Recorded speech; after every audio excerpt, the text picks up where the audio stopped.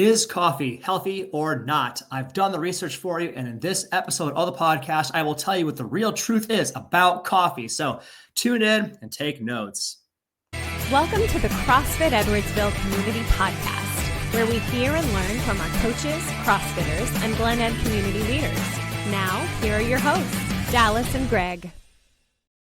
Guys, chances are, if you're listening to this podcast, you drink coffee. It is one of the most widely consumed beverages in the entire world, probably the most popular beverage in the entire world, not named water. And chances are you've got some really strong opinions, really strong feelings about coffee. You probably have a preference, like you're this kind of Starbucks person, you're this kind of Scooter's coffee, you're a coffee fashionista and you brew your own at home, whatever your flavor is. Or maybe you avoid coffee because you're worried about the health consequences of it. Now, we've heard so many things over the years that coffee is healthy, coffee is not healthy. What's the real truth?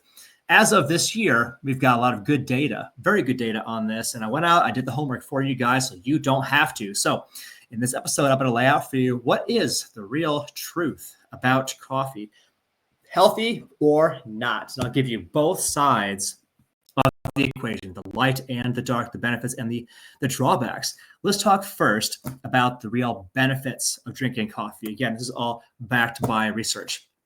So category number one, something that I definitely want to say is my experience with it, cognitive and mental health. This is the first category of benefits from coffee. Because of the inclusion of caffeine, which is a very well-studied stimulant, people that drink coffee experience improved alertness and concentration because of it. This is the first benefit. The second, super interesting, is a reduced risk of depression.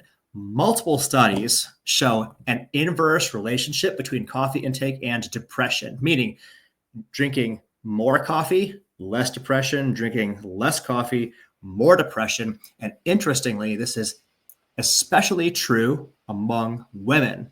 So, reduced risk of depression, better mental, emotional health. Finally, neuroprotection, which is a fancy word for it protects you against some of the more neurological degenerative things over time, like your Alzheimer's, your Parkinson's. Coffee consumption has been linked, this is correlative, not causative, linked to a lower risk of these neurodegenerative conditions. So it helps you long-term in terms of your health in this way. This is category one, cognitive and mental health. Let's get to category number two, metabolic and liver health. What am I talking about here? So studies show that there's a reduced risk of type 2 diabetes. We're talking about like meta-analyses here where they take several studies and combine them. What is the overall picture painted by these studies? It shows that each additional cup of coffee you consume per day can reduce your risk of type 2 diabetes by 6 to 9%. Super interesting. Next is liver protection. Strong evidence shows that coffee reduces the risk of liver cirrhosis and non-alcoholic fatty liver disease. You might say this because if the more coffee you're drinking, the less of other things maybe that you're drinking, things that might drive cirrhosis.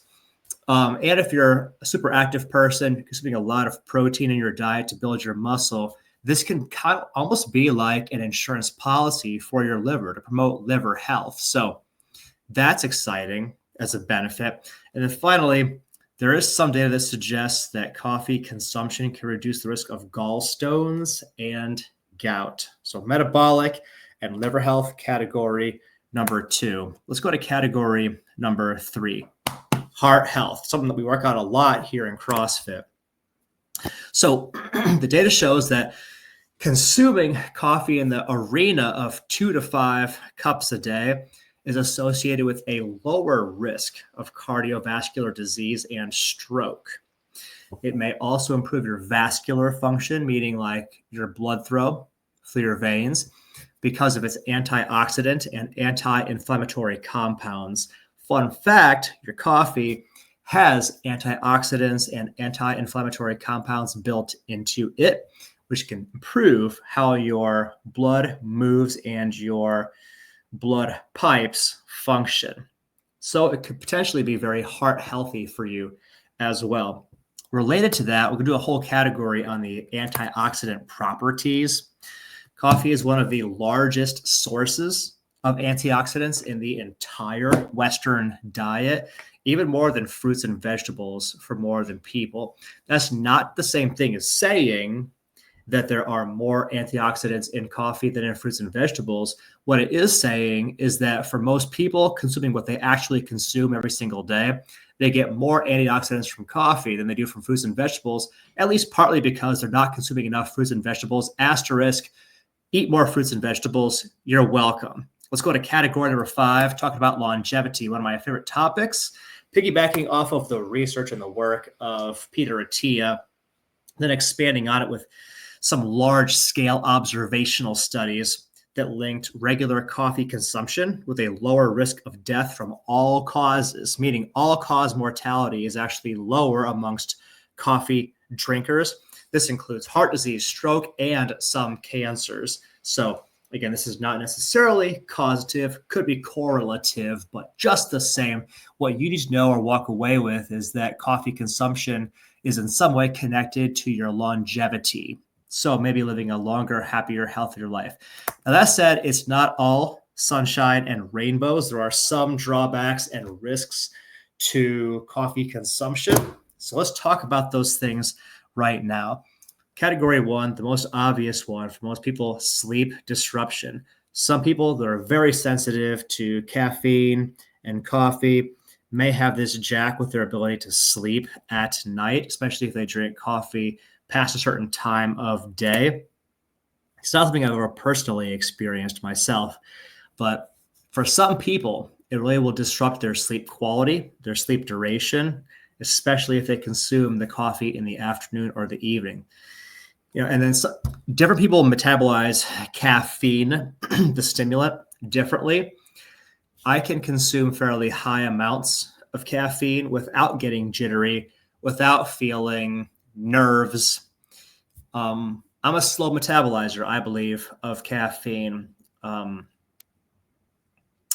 But some people are more likely to experience negative effects like your jitteriness or insomnia in response to coffee/caffeine intake. So if you're one of those folks, you may need to steer away from coffee or drink less. Another sort of related is anxiety or heart palpitations. Again, not an experience or a consequence I've ever personally had from coffee, but for some people, high doses of coffee, that's obviously a very relative statement, can cause your anxiety, feeling jittery, your heart rate going up, even in some sensitive individuals, can even cause panic attacks.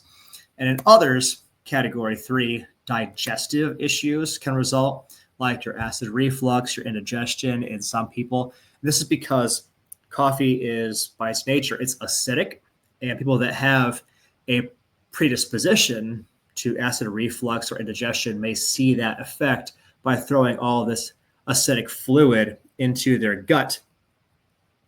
And that can affect their ability to relax the esophageal sphincter. That's our word of the day, our term of the day, esophageal sphincter. So, digestive issues, potential drawback of coffee. Let's go to point number 4. Bone health can potentially be compromised by coffee consumption. If you're a heavy coffee drinker, that can interfere with your calcium absorption, which could potentially weaken bones if your dietary calcium is low. That said, if you're doing what your CrossFit coach is telling you to do, you're showing up to CrossFit regularly, you're doing a lot of resistive training that will help you to maintain good bone density, you're eating enough protein, you're getting your daily calcium, and this will not be an issue for you. But if you're on the standard American diet, I'd say that the risk of experiencing this negative effect is higher because chances are you underconsume calcium, you're not doing resistive exercise, weight-bearing exercise that would counteract these bad things. So that's category 4, bone health.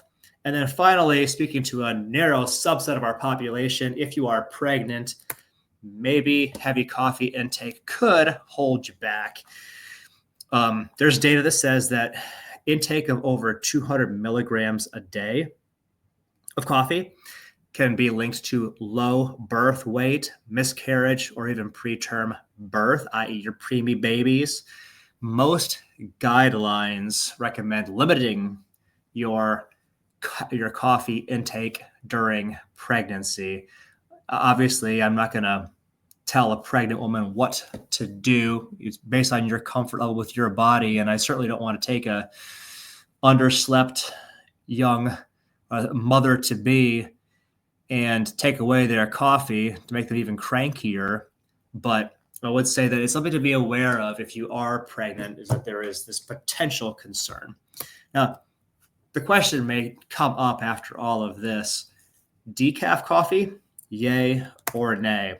And so decaf coffee does retain many of the beneficial compounds like our polyphenols, our antioxidants, the anti-inflammatory stuff I mentioned before, but with little or no caffeine. And, in theory, it offers a good alternative to those who are sensitive to caffeine. So you take away some of the potential negative consequences, but you also maybe lose a lot of the benefits, since caffeine is also very well studied and established to be highly beneficial in many ways for many people.